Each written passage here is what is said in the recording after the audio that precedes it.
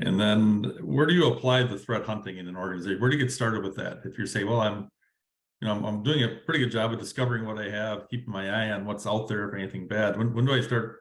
When do companies typically start heading into, and where do they start heading into the proactive validation?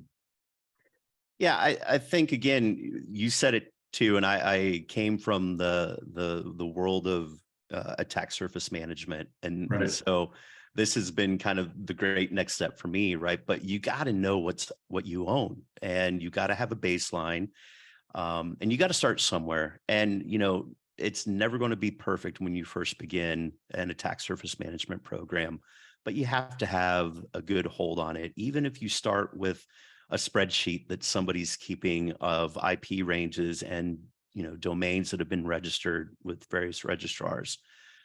That's a good start. And we can take that and we can load that into our asset system and start to alert on things like that. And it starts to become then very cyclical, right? As you discover new things, we can systematically add those in so that you have greater coverage.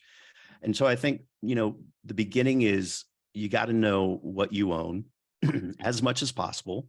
Even if you're only 50% there, that's a good place to start. And once you start understanding what you own, you've got to have a look to see, is it being talked about? Is it being discussed? Is it being targeted? And again, because, excuse me,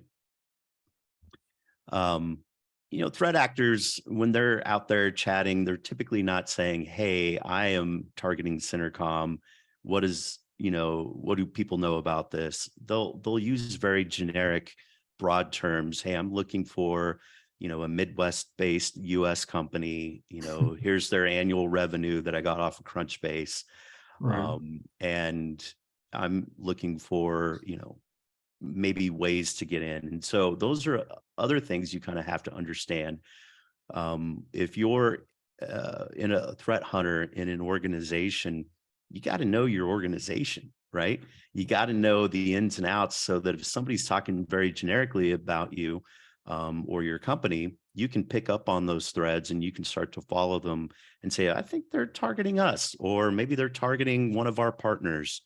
That's another thing too that I have a lot of conversations with companies about is, if they're targeting one of your peers in the industry or a competitor, if they haven't targeted you already, you're next in line. And so why don't you watch out for them as well? And, that's the great thing about the information sharing community is that, even though to the public and out in the marketplace, companies can be fierce competitors, in our world, we're all good friends and we all look out for each other. And if we see somebody targeting, a